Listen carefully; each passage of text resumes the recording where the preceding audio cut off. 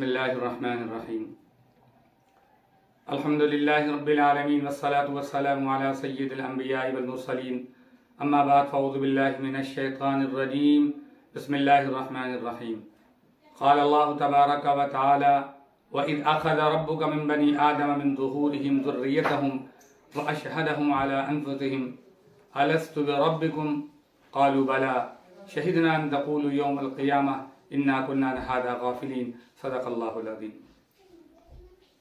میرے محترم بزرگوں، دوستوں، عزیزوں، ساتھیوں، اللہ تبارک و تعالی نے اس سرزمین کے اوپر بے شمار اور لا تعداد مخلوقات کو اللہ نے پیدا فرمایا، لیکن ان تمام کی تمام مخلوقات میں اللہ تعالی نے انسان سے ایگریمنٹ لیا ہے، انسان سے معاہدہ لیا ہے، اور انسان عالم ارواح میں اللہ سے معاہدہ لے کر، اللہ سے ایگریمنٹ کر کے اس دنیا میں آیا ہے۔ اللہ نے قرآن میں فرمایا وَإِذْ أَخَذَ رَبُّكَ مِنْ بَنِي آدَمَ مِنْ ظُهُورِهِمْ ذُرِّيَّتَهُمْ۔ یاد کرو اس دن کو جب تم دنیا میں نہیں آئے تھے، جب تمہارا وجود دنیا میں قائم نہیں ہوا تھا، جس وقت تم عالم ارواح میں تمہاری روحیں تھیں، اس وقت ہم نے تمام کی تمام روحوں کو اکٹھے کیا تھا۔ اللہ تعالیٰ نے عالم ارواح میں حضرت آدم علیہ السلام کی نسل سے پیدا ہونے والی جتنی بھی روحیں تھیں جو قیامت تک آنے والی ہیں، پروردگار عالم نے تمام کے تمام ان روحوں سے اللہ نے ایک معاہدہ کیا تھا، ایک ایگریمنٹ لیا تھا۔ وہ معاہدہ کیا تھا؟ وہ معاہدہ تھا اپنی ربوبیت کا، اپنی وحدانیت کا، اپنے رب کو مجھے رب مانتے ہو یا نہیں مانتے ہو، اس بات کا اللہ تعالیٰ نے اقرار کروایا تھا۔ اللہ نے فرمایا وَإِذْ أَخَذَ رَبُّكَ مِنْ بَنِي آدَمَ مِنْ ظُهُورِهِمْ ذُرِّيَّتَهُمْ وَأَشْهَدَهُمْ عَلَىٰ أَنفُسِهِمْ کہ ہم نے یاد کرو کہ ہم نے تم سے ایک معاہدہ لیا تھا، وہ معاہدہ تمہیں یاد ہے یا نہیں ہے؟ اللہ فرماتا ہے أَلَسْتُ بِرَبِّكُمْ، تو تم نے کیا کہا تھا جب ہم نے معاہدہ لیا تھا؟ أَلَسْتُ بِرَبِّكُمْ، بولو کیا تم مجھے اپنا رب مانتے ہو؟ تو کیا کہا تھا؟ تمام کے تمام ارواح نے بیک زبان ہو کر فوراً اقرار کیا تھا اور کہا تھا قالوا بلا، اے اللہ بے شک تجھے ہم اپنا رب مانتے ہیں، شہدنا، ہم گواہی دیتے ہیں، ہم تجھے اپنا رب مانتے ہیں، تو ہی میرا رب ہے، تو ہی میرا پالنہار ہے، تو ہی میرا حاکم ہے، تو ہی میرا رازق ہے۔ یہ سارا کا سارا اقرار انسان نے عالم ارواح میں اللہ رب العزت کے سامنے عالم ارواح میں کر لیا۔ اس کے بعد اللہ تعالیٰ نے ہمیں دنیا میں بھیجا۔ اب اگر ہمیں وہ معاہدہ یاد نہیں ہے تو اللہ تعالیٰ نے اس یاد دہانی کے لیے، تاکہ تم کل قیامت کے دن یہ نہ کہہ سکو کہ اللہ ہمیں تو وہ معاہدہ اور ایگریمنٹ یاد ہی نہیں تھا، اللہ تعالیٰ نے جب ہمیں دنیا میں بھیجا اور بھیج کر آقا نامدار جناب محمد رسول اللہ صلی اللہ علیہ وسلم کی امت میں پیدا فرمایا، اور اللہ تعالیٰ نے قرآن کریم جیسی عظیم کتاب جو رہنمائی ہدایت ہے، رشد و ہدایت کا ذریعہ ہے تمام بنی نوع انسان کے لیے، صرف مسلمانوں کے لیے نہیں، صرف متقین کے لیے نہیں، صرف مؤمنین کے لیے نہیں، بلکہ تمام بنی نوع انسان کے لیے یہ قرآن کریم رشد و ہدایت کا ذریعہ ہے۔ اللہ نے قرآن کریم کی ہدایت کے سلسلے میں فرمایا ہدی للناس، اللہ نے ہدی للمتقین بھی فرمایا۔ یہ قرآن ہدایت کا ذریعہ ہے ان لوگوں کے لیے جو اللہ سے ڈرنے والے ہیں، جو متقی و پرہیزگار ہیں۔ اللہ نے ہدی للمؤمنین بھی فرمایا کہ یہ قرآن ان لوگوں کے لیے رشد و ہدایت کا ذریعہ ہے جو لوگ ایمان رکھتے ہیں آخرت کے دن پر، اللہ کی ذات پر اور قیامت کے دن پر، ان تمام کے تمام چیزوں پر جس کا وعدہ اللہ نے فرمایا ہے اس پر ایمان رکھتے ہیں۔ فرمایا ہدی للمؤمنین۔ پھر اللہ نے فرمایا ہدی للناس، تمام کے تمام بنی نوع انسان، چاہے وہ ایمان والا ہو چاہے غیر ایمان والا ہو، جو قرآن کے قریب جائے گا، جو قرآن کریم سے تعلق قائم کرے گا، جو قرآن کریم سے اپنا رشتہ وابستہ کرے گا، جو قرآن کریم سے اپنا رشتہ مضبوط کرے گا، تو اللہ تعالیٰ اسے رشد و ہدایت سے مالا مال کر دے گا، جیسا کہ بے شمار حضرات صحابہ کرام رضوان اللہ تعالی علیہم اجمعین اور بے شمار وہ حضرات جن کو اللہ تعالیٰ نے ایمان کی دولت سے سرفراز فرمایا، ایمان کی دولت سے مالا مال فرمایا، اس قرآن کریم کی برکت سے کہ جب قرآن کریم پڑھا، قرآن کی آیت سامنے آئی، قرآن کی تلاوت کی، قرآن کریم کے کلمات کو اور جملوں کو آیات قرآنی کو سنا، تو اس نے ایسا اثر ڈالا کہ اللہ تعالیٰ نے ان کی زندگی پلٹ دی، ان کا کایا پلٹ دیا، وہ ایسے اللہ والے ہو گئے اور اس قدر دنیا سے بے رغبتی اختیار کرنے والے اور آخرت کے اوپر یقین کرنے والے بن گئے کہ اب ان کے نزدیک سوائے اللہ کے احکامات کے اور سوائے آخرت والی زندگی کے پھر دنیا ان کے سامنے دنیا کی کوئی حقیقت نہیں رہی۔ یہ قرآن کریم کی برکت ہے، یہ قرآن کریم کا اعجاز ہے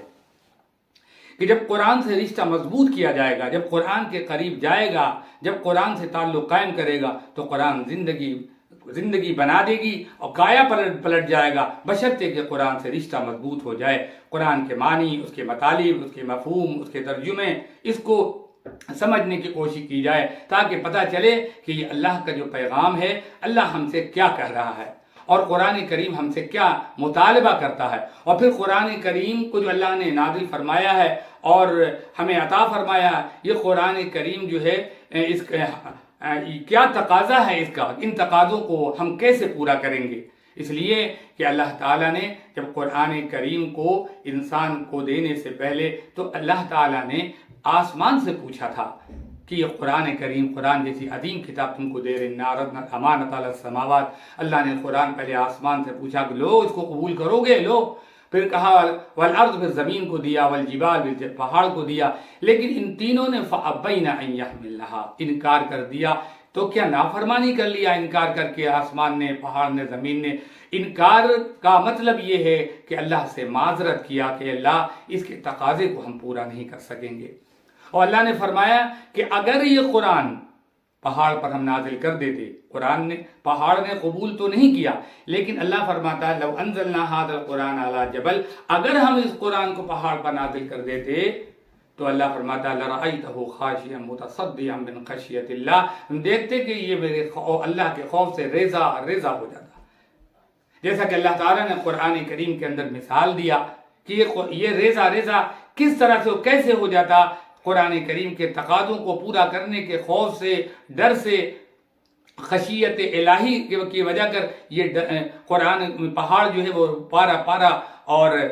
ٹکڑا ہو جاتا، ریزہ ہو جاتا۔ اللہ نے فرمایا فلما جاء موسیٰ لمیقاتنا وکلمہ ربہ، حضرت موسیٰ علیہ السلام کلیم اللہ تھے، اللہ سے باتیں کرتے تھے۔ حضرت موسیٰ علیہ السلام اللہ سے بات کرنے کے لیے کوہ طور پر جایا کرتے تھے۔ جب حضرت موسیٰ علیہ السلام ایک مرتبہ کوہ طور پر تشریف لے گئے اور وہاں جا کر کے اللہ تعالیٰ سے گریہ زاری کی، اللہ سے التجا فرمایا، کیا التجا کیا؟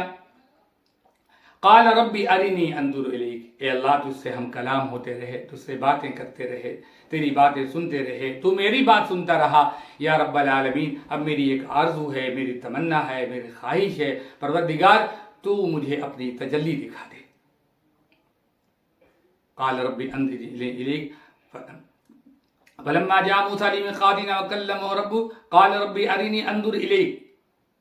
قال لن ترانی، اللہ نے فرمایا موسیٰ کیا کہہ رہے ہو؟ قال لن ترانی، تم نہیں دیکھ سکتے مجھے،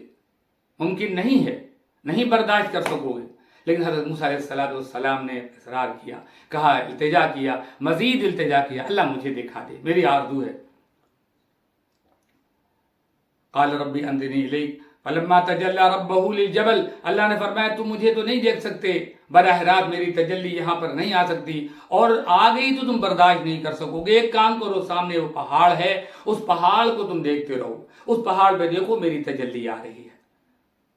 جب اس پہاڑ کے وقت اللہ نے فرمایا فلما تجلی ربہ للجبل جعلہ دکا وخر موسیٰ صعقا، جب اس پہاڑ کے اوپر اللہ کی تجلی آنے لگی تو جیسے ہی ظہور ہوا ہے ویسے ہی پہاڑ ریزہ اور بالکل اپنی جگہ سے ہٹنے لگا، پھٹنے لگا، ٹوٹنے لگا۔ تب حضرت موسیٰ علیہ السلام نے جو اللہ کی یہ تجلی دیکھی اور یہ حالات دیکھے تو موسیٰ علیہ السلام کہا، قرآن نے خر موسیٰ صعقا، حضرت موسیٰ علیہ السلام بے ہوش ہو کر گر پڑے، تاب نہ لا سکے۔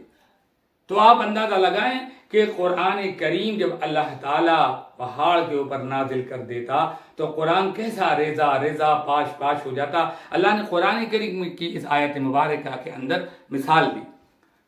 تو اللہ تعالیٰ سے اس بندے نے، انسان نے اللہ سے معاہدہ کیا ہے، اللہ سے ایگریمنٹ لیا، کس بات کا؟ اللہ کی ربوبیت کا، اللہ کو رب ماننے کا۔ الستو بربکم، جب اللہ نے پوچھا رب مجھے مانتے ہو تو کہا قالوا بلا، اے اللہ کیوں نہیں، بے شک تجھے رب مانتے ہیں۔ اللہ کو رب ماننے کا اقرار کیا، اللہ کو ایک ماننے کا اقرار کیا، اللہ کی توحید وحدانیت کا اقرار کیا۔ تو جب اللہ رب ہے تو اب سب کچھ رب کی ذات سے ہوگا، سب کچھ رب کے حکم سے ہوگا۔ اب عبادت بھی اسی کی ہوگی، اطاعت بھی اسی کی ہوگی، بات اسی کی مانی جائے گی، حکم اسی کا مانا جائے گا۔ اور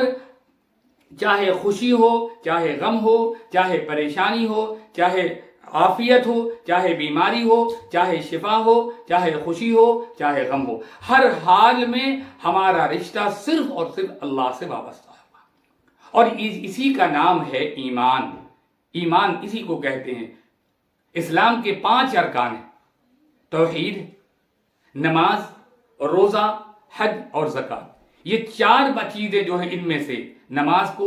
ہم سمجھتے ہیں کہ نماز پڑھنی ہے، نماز اللہ کا حکم ہے، نماز کے کیا طریقے ہیں، نماز کے کیا اوقات ہیں، روزہ ہمیں رکھنا ہے، روزہ کب رمضان مبارک کے فرض ہیں، کتنے روزے ہیں یہ بھی معلوم ہے، کیسے رکھنا ہے یہ بھی معلوم ہے، کیا اس کی فضیلت ہے اور کیا اس کا مقام ہے یہ بھی معلوم ہے، زکوٰۃ کے متعلق بھی معلوم ہے، حج کے متعلق بھی معلوم ہے، اور حتی الوسع جتنا ممکن ہو سکتا ہے بندہ اس کی ادائیگی کرتا ہے۔ لیکن توحید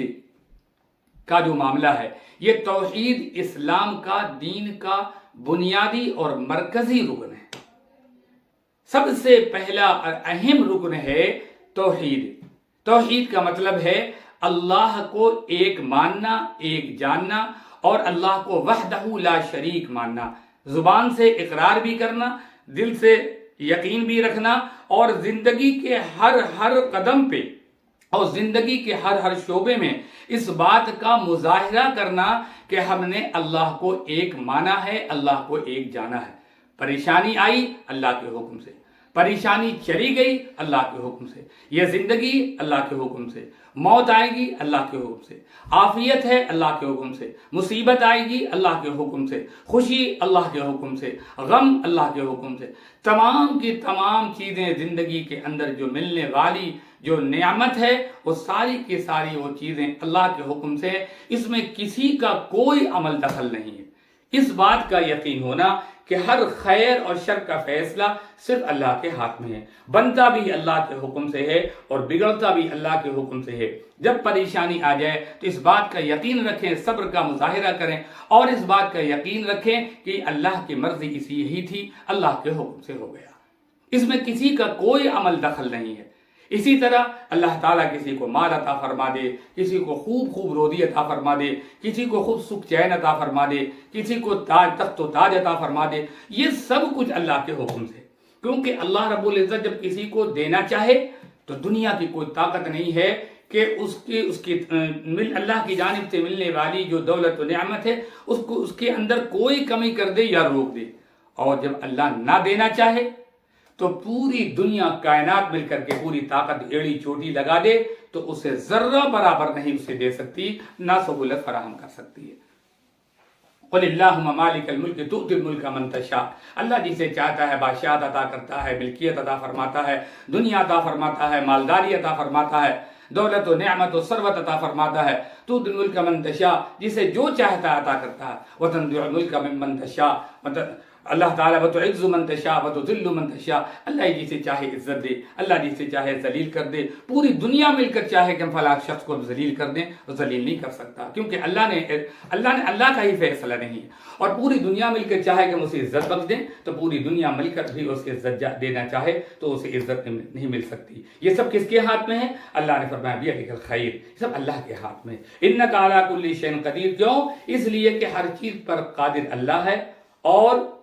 ساری کی ساری چیزیں قبضہ قدرت میں صرف اور صرف اللہ کے۔ تو اللہ کو جب ہم نے رب مانا ہے، عالم ارواح میں بھی اقرار کیا ہے، پھر اس دنیا کے اندر آنے کے بعد اللہ تعالیٰ نے ہمیں نبی کریم صلی اللہ علیہ وسلم آخر الزماں پیغمبر جناب محمد رسول اللہ صلی اللہ علیہ وسلم کے ذریعے جو کتاب ہدایت عطا فرمائی، اس کتاب کے اندر اللہ تعالیٰ نے پھر سے ہمیں یاد دلایا، وما خلقت الجن والانس الا لیعبدون۔ اللہ فرماتا ہے انسان اور جنات ان دونوں کو پیدا کرنے کا مقصد ہمارا کیا ہے؟ صرف اور صرف مقصد یہ ہے کہ میری عبادت ہو، میری اطاعت ہو، میری فرمانبرداری ہو، میرا حکم مانا جائے، بس اللہ نے اسی کے لیے پیدا فرمایا۔ اب رہی بات دنیا اور دنیا مافیہا، کہ دنیا کے اندر ہم جو کچھ کر رہے ہیں تو کیا ہم اس کو نہ کریں؟ کاروبار نہ کریں، کھیتی نہ کریں، زراعت نہ کریں؟ سب کچھ کرنا ہے جائز طریقے سے، حلال طریقے سے، اللہ نے منع نہیں فرمایا، لیکن یاد رہے کہ اس کو ہم زندگی کی ضرورت سمجھیں۔ دنیا میں جو کچھ کر رہے ہیں اور دنیا مافیہ جو کچھ بھی ہے، یہ ہماری زندگی کی ضرورت ہے، زندگی کا مقصد ہرگز نہیں ہے۔ دنیا کو زندگی کا مقصد سمجھنا یہ سب سے بڑی نادانی اور حماقت ہے۔ دنیا زندگی کی ضرورت ہے، زندگی کا مقصد ہرگز نہیں ہے۔